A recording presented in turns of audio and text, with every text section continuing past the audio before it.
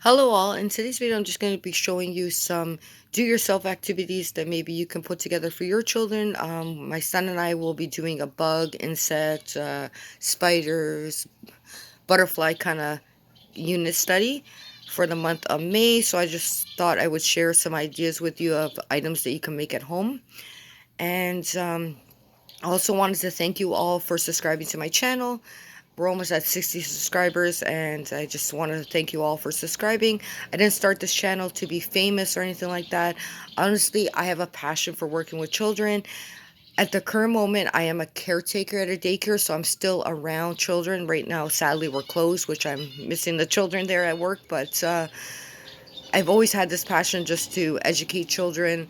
And for a long time, I was an ECA in a classroom, so I was assisting the other teacher, and I really like planning and sharing my ideas. And then in 2017, I became a mother for the first time. So now that my son is almost 3.5, I've always, since he was about 6 months old, I've always planned educational activities for him. And now I like sharing them with you all, just so maybe you can try some of them out with your own children. So once again, thank you for subscribing to my channel. Well, okay, with that being said, I just want to share these little do-it-yourself activities I came up with for my son. So this first one here, I took a piece of cardstock and I drew like a grid, and I added these puffy stickers, but when I laminated it kind of came out a little bumpy, but that's okay. So we have different little creepy crawlers here, and I'm going to provide my son a little magnifying glass, and the idea for him is to look at the little, so we're looking at the ladybug, so we'll talk about what the ladybug looks like. So it's red, and it's got some black spots on it, and then I'll have him look at his little pile of insects here, and I'll say, can you find something similar? And then he'll find the ladybug. Now, some of my son's little figurines don't actually match the colors on here, so we'll be talking more about what's on the cards. So here's the we'll do the butterfly. So here's a butterfly. It has a long skinny body and it's got some wings, and he might pull the dragonfly first, and then we can talk about, what about this one? The wings on this one are rounded. Can you find something more with rounded wings? And then he might pull this one. So we're just going to be looking at the different things. So, for example, this little beetle here has two horns on his head, and then he'll look and he'll find like this one with the two horns, and then he can match it on the card. So that's the first activity. So in this next activity I made for my son, I originally was going to do bees because I couldn't find a little fly emoji, but then I found one in clipboard. So on this, I printed out 9 little flies and I laminated them, and then with a dry erase marker I wrote out my son's name. So each card has a letter of his name, and the idea of this game is I'm going to provide him a little fly swatter, which I just picked up at Dollarama, and teach him how to spell his name. So we'll go, I'll say, Nathaniel, where is N? And then he can whack the letter N. Where's A, T, H, and then so on. And then because this is dry erase, you can erase this, and then you could just add whatever you want. So you could add little stickers if you wanted to, and do it that way. You could also do shapes, colors, whatever you're working on at the time. But that's that activity.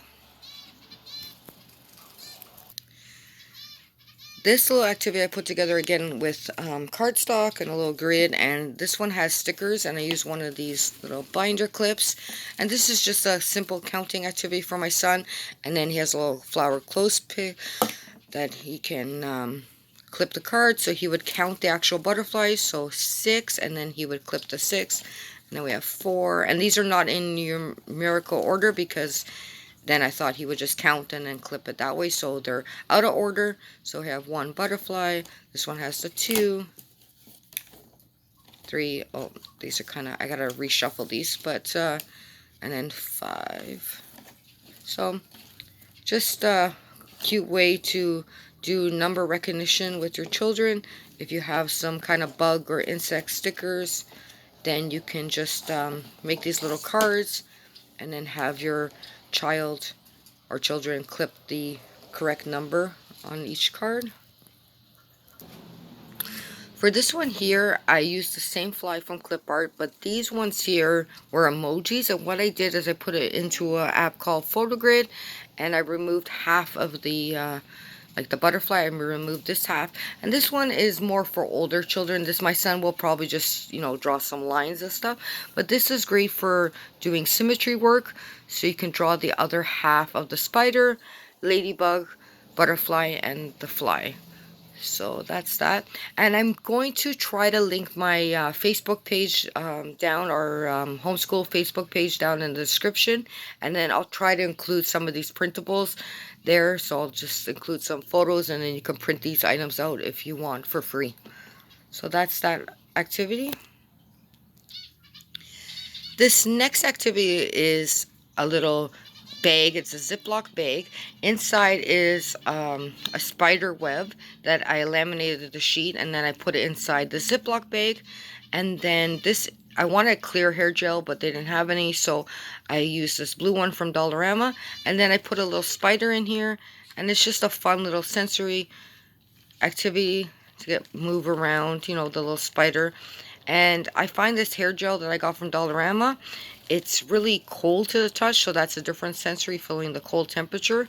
But yeah, it's just a fun little activity. I'll probably tape this down to the table when we're doing it, but it's just for my son to, you know, again, use to even fine motor skills and try to move this little spider along the spider web. This next activity, again, we're going to be doing something with spiders, and this one is making spider webs for the spiders.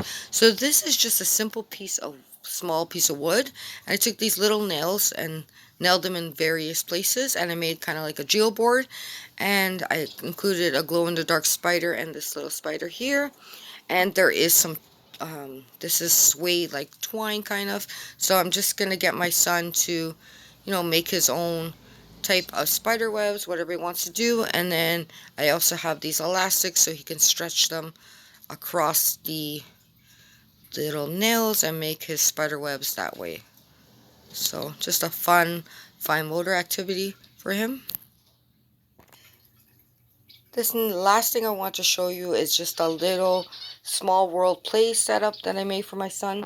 So we have like a big piece of cardboard that came from like a package, and there's just various little items for my son to use. There's these little flags from Dollarama, these little foam leaves, and there's just little insects throughout. There's popsicle sticks, a little garden gnome, a little fairy, there's a spider, shells, centipede, dragonfly. There's this light up butterfly here, and then I used this little mat here, a bamboo mat, and this little patch here that came also from Dollarama. Kind of looks like little clover leaves.